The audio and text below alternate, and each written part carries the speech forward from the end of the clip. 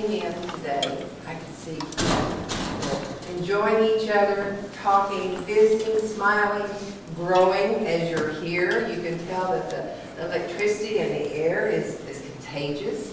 And you have a couple of ladies, Sue and Deanna, who catch that and conquer it and get it on paper so we can get applications filled out. So I love the mix you have here. You have such potential. You have the young, middle-aged, older, and it's wonderful because we need input from the sage ages. We need input from the young ages. And that middle age, they still have a lot of energy to exude and to give to everybody. So you have a great thing going here. I know you know this, but I wanted to remind you what a wonderful group you have. First of all, I don't talk too long, so bear with me. I'd like to talk a little bit about membership, which you all are handling very well. I looked at your LA membership, and you have quite a few pending and quite a few new ones, and I want to congratulate you for that. Because for one thing, when I became state regent, the North Carolina state regent and I had a proposal. We were going to have a little contest. Now, North Carolina is a larger group than we have in Oklahoma, but we said the one that gets the most new members by application by February, that's the last board that we'll look at, by February of 2014 will be the winner. So if I lose, I'm going there in 14 to North Carolina for their conference. I have to wear a Bulls t-shirt. That's ugly. A big, old, ugly Durham bull. And if she loses, she will be here also in 14. She's a lovely lady. Try to come. She'll have to wear an Oklahoma City Redhawks t-shirt. I really wanted to do the NBA and do Thunder, but she's a baseball fan, so that's how we ended up with that. But it is, and we can see a little bit on the internet, we're about this much ahead, just about the 1 or 2. So you're doing exactly what I need, get all these family members in and everyone that you can. And then, even if you rush them in, they will realize, wow, look what you've done for me. This is a wonderful organization, and I'm so glad that you helped me become a member.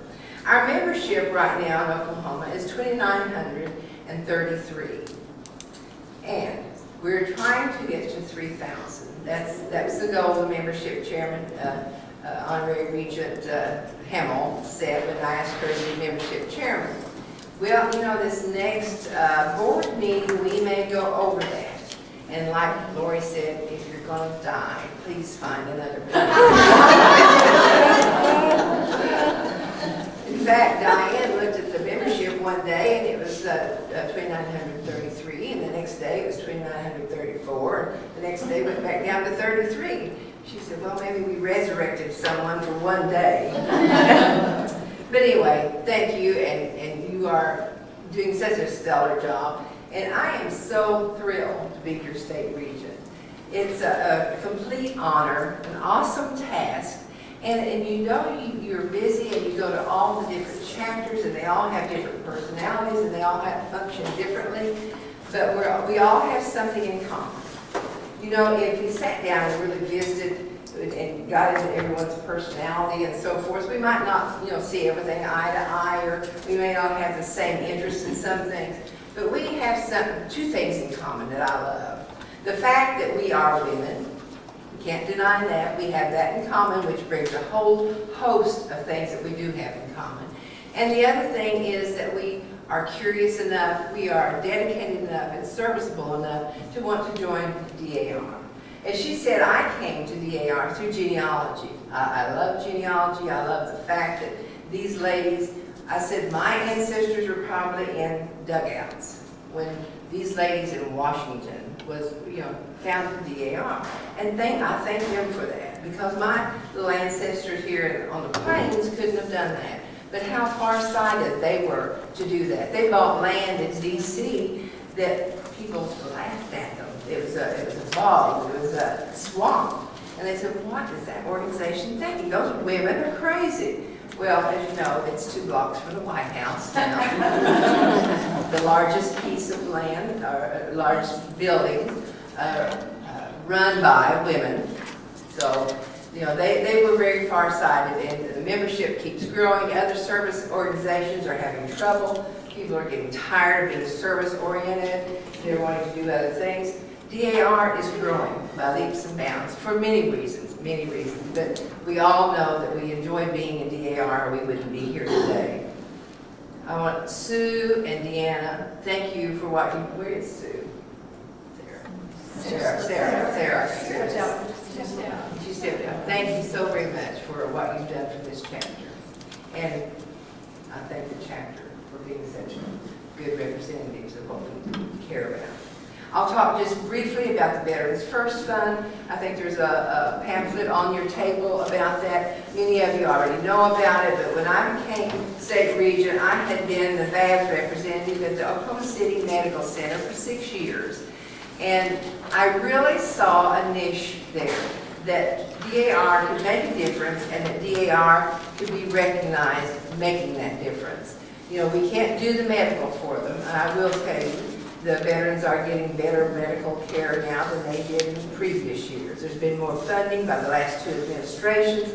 They're doing contract work with doctors in the community, with the physicians, the surgeons, and so forth. So they're bringing in high quality medical treatment. But what we can do is bridge that medical care to the fact that that veteran, male or female, we have a lot of females now, they're going to need other things to get back on their feet. They're going to need a pat on the back. They may need some kind of a help financially that we can help them do. I said, you know, some of the women that are coming back, you know, they have the GI Bill, they can go take some computer courses, but they don't have anyone to keep their little ones. Most of them have little ones. And their skills in the Army did not translate to the civilian life. Well, we can say, all right, you apply for a grant from us, DAR, we'll pay your caregiver, not you. We would not give any of the veterans cash or money. It would go to what they needed, or to the caregiver, or to the air conditioner that the fellow needs because he's ill and has no family and he's in a 110-degree apartment somewhere. Or if it's the palliative care, which is the end-of-life care. That unit contacted me one day and said, we really need some refrigerators in there. It's a new unit, but the government won't pay for the refrigerators because that's not a medical thing. So, but the families come in and sit with these men and women who are in the twilight of their life, literally, and they can bring food for themselves, they can bring drink, or they can even bring food for the veterans. So we did. We got around, and I contacted several of our chapters, and we bought 6 refrigerators. And I've seen the social worker come into the VABS meetings. How many of you know what a VABS is? Thank you. A VABS is the Veterans Administration. When they first set up their offices, they wanted to involve the community in what was going on in those veteran medical centers. So they asked for some organizations, DAR, Red Cross, the foreign veterans and so forth, if they would come and take part in those discussions and in that information process. So DAR at the national level said, yes, we would love to do that. And so we have what we call a VABS representative or a VABS deputy. I was a representative, which is the first notch, and then the deputies are below that. You go to these meetings, and an administrator of the hospital, or someone from social services, or someone, the administrator himself, a lot of times, would come down and say, here's where we're going with our hospital. We're going to build a wing here. We don't have enough money for this over here. So it's to keep the communities informed of what's going on in the medical centers. So I was a VABS rep. I'll go back. I'll step back just a minute. I was a VABS rep for 6 years, and that's where I saw we could do some things. So I've seen social workers come into from the hospital, come in and say, does some organization have $500 today? We have a gentleman, we got him off the streets, he's ill, he'll be in a nursing home, but we've got him cleaned up to where we don't want to put him back out on the street. He'll get monies in about 6 weeks from the government to go into a long-term care. But we need to put him somewhere right now. We need $500. We found a private facility that will take him for that 6 weeks for $500. And I thought then, gee, I wish I could just write a check today, or have my treasurer write a check today and say, yes, we're helping veterans one person at a time, or a whole group that we might pay for them to go to a ball game or to a museum when they're trying to integrate back into communities. You know, a lot of them come back with injuries and mental and psychological feelings that they really don't integrate back into the communities or even their homes very easily. So those are some things that I feel like that we can do with the Veterans First Fund. My goal is $100,000, and that's a lot of money. $1,000 is a lot of money to raise at times. But I have my trusty salespeople here, and they brought some really goody stuff. And we have the 365. Honorary Regent Hamill started that. She says, you know, if you can find 10 cents a day, that's $36.50 a year. If you only would give $36.50 a year, and as many we have, we'd raise over $100,000, and we wouldn't even have to sell anything. So that is another way. You said $36.50 to the treasurer once a year. So those are some ways that we're raising money. Quickly, I'd like to mention the genealogy workshop, August the 10th. We have Craig Scott coming from North Carolina, and he will be a professional and well-known in the field of research before, during, and after the Revolutionary War. You know, some of the land grants and things that were given after the Revolutionary War determined the migration pattern, and that is very important in your genealogy. Those of you that don't do genealogy, that's how we track where they came from. We go backward to see where they originally started. And then another thing I'd like to talk about is our fall DAR workshop in Norman. And I went ahead and I had all my 4 events in the center of the state. And I chose that for several different reasons. But one reason, I thought it would be more accessible for everyone. I wanted to be where everyone could feel like they could get there in 2 or 3 hours. And it will be at the Embassy Suites again. It's the first time we've had our DAR workshop there. We'll have a lot of fun. We'll learn a lot of things, special union members. It's really great to go to those. We have breakout sessions about different topics that need to be aired or need to be talked about. And it's a learning experience, and we laugh a lot, and we sell a lot. Anyway, I want to invite everyone. If you can't come, excuse me, if you can't come for the whole thing, come for a day. Just drive down for the day and see what's going on that day. We'll have some good speakers. We'll have some people from National. And you know, it's always fun to hear their perspective on things and how National really works. You know, we're kind of removed from National in a way, but we're really not, because there's that umbilical cord that we really are a part of National, and we carry on their goals at our level. And then also I'd like to speak to the fact that I went to Arizona for their state conference this year. They had 37 pages. 37. Pages are the young women who wear white, and they take care of the guests, they take care of the flags, they take care. And when I say young, let me tell you, those 37 pages, a lot of them were my age, but they liked just wearing white. And a lot of them were younger women. So, and then we have ambassadors, and that women over 40 that never had the opportunity to page or feel like they would like to do that service for us. You wear white, you wear white pantsuits, you can wear spike heels, you don't have to wear hose anymore. We have come into the new century that way. But I would like, you know, if you're young, and I count 55 young anymore, young enough to be an ambassador and feel like you'd like to do it, I would love have more. I think we had 6 pages at our conference, and they had 37. So let's see if we can't bump that up. I'm talking, I'll be on the internet about some of that too. So anyway, I would like to end my short program with, do you have any questions? The President General, when she visits different states, of course she can answer more questions than I can, but she opens it up for discussion. Anything that, you know, there's been several issues that came up that she was able to address and you know, make people understand. One thing I do want to tell you real quickly is the reason I chose Muskogee and Oklahoma City medical centers.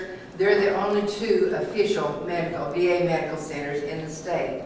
Now we have 7 residential homes, veterans homes. And some of the ladies were a little bit confused about why didn't I do those, you know. But they are also funded by state and federal. And most of the time, those veterans are in their twilight years, either physically or age-wise.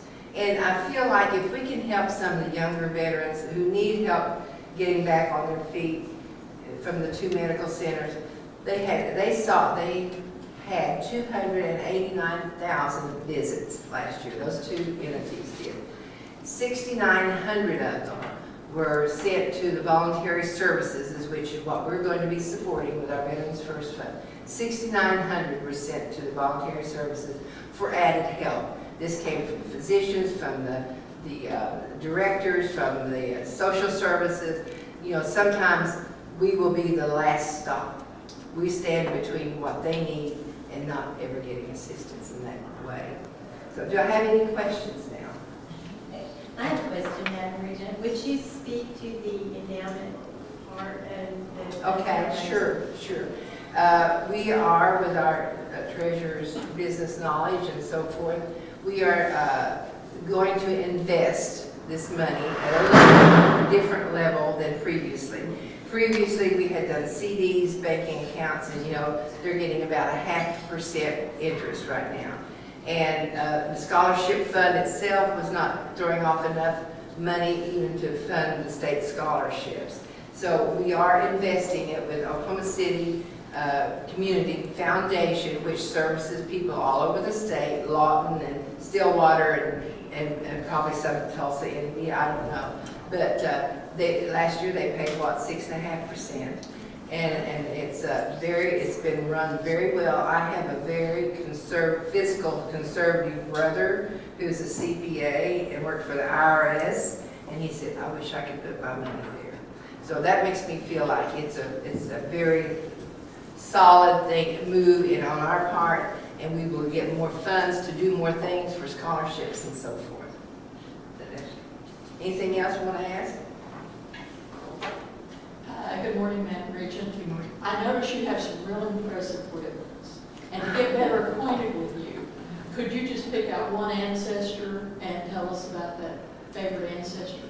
Okay, let's see. John. My maiden name. Oh, okay, well, I'll be real quick then. My maiden name was Miller. And I guess John Miller, he wasn't my first one. My first one got debunked. I went in on someone else's work, and after about 15 of us went in, and they decided he really didn't qualify. But he's still your patriot forever, you know. But my John Miller, his father came into South Carolina, we think. We think he was actually German and was probably Mueller and Americanized it to Miller. And because he traveled with a German settlement group. And he finally was in Knox County, Tennessee. And he actually was in the Revolutionary War, and that's all documented. Then he went into Tennessee from North Carolina, and he was kind of an adventuresome guy in the fact that he raised silkworms. And you know, it was kind of ahead of his time. And he had very brilliant red hair. So I thought he was very interesting. His descendants went on up into Illinois and Iowa, Kansas, back down to Oklahoma. So that's my dad's people. Basically, they came through Kansas into the Cherokee Strip right after statehood in a lumber wagon. You know, so that's the way a lot of us did. You know, that was our background. And you know what? That's why we're so sturdy. You know, that's why, you know, it's survival of the fittest. We're pretty fit. Mentally and physically, as we've seen in our storms. Yes, sure. As for your speech of your ancestor being a silkworm farmer, a lot of ladies may not know that the mulberry tree that is so common in our Midwestern states Yes. were brought here by the silkworm people who wanted Yes. to feed their silkworms. They're not native to our Thank area. you. Yeah. Any other questions about DAR or anything that's come up lately that you'd like to have an explanation about? Do the first ladies ever become members of the DAR before or after their husbands are elected? Yes, we've had several. The first President General was Mrs. Harrison, President Harrison's wife. And there may be others I don't know about, but I know Mrs. Bush, number 2, is, and 1, no 2. But anyway, Laura Bush is a DAR member. Now there may be, that's a large span in there, but there may be others. And there was a lot of them, you know, that were eligible, but they probably didn't even know it. You know, back used to, you know, they just say, my grandfather fought in the Revolutionary War, and they handed it in and said, good, you're a member. But now, you know, things are a lot stricter, and even back then, they didn't know that, you know, some of the men served on juries, some of the men measured the roads, and there was a lot of, some of them in North Carolina had to take an oath that they would support the new government if they bought land. So that has really had a multiplier effect, and a lot of those first ladies probably could have if they had known all those different things. We're better educated now than we were 20 years ago about who could be in DAR. Anything else? Quick question. Sure. How is the President General chosen? Is she chosen, appointed, elected? Well, let's see, how would I say that? She kind of works her way up. And it's not like our state in a way. You know, you get active and you do certain things and it makes you more qualified. And then at the national level, there's a slate that's picked by a nominating committee. And that's who picks the ones that's going to run. Now, just like the state, they can nominate someone from the floor. And there has been competing slates at times. So, and that usually is kind of a disjointed thing, but even at our state level, someone can run against someone that's on the slate itself. And it's a lot of, to be a national officer is a lot of work and a lot of learning. I mean, you've really got to know a lot of protocol, especially, and other things like that. Any other questions? All right, it's a thrill to be here today, and you girls are doing a great job, and I hope some of you young 50, 55, 60-year-olds can be an ambassador for me at a workshop. Last month, the ladies that couldn't make it to our Wednesday meeting, we had what our chairman has termed a fundraiser. We don't want to with money, so it's fun. And we passed a motion that the Veterans First Fund would receive 25% of our proceeds. Oh, well, thank you very much. That's very nice. Thank you. Well, thank you very much. Thank you. You're doing a great job, and it was a wonderful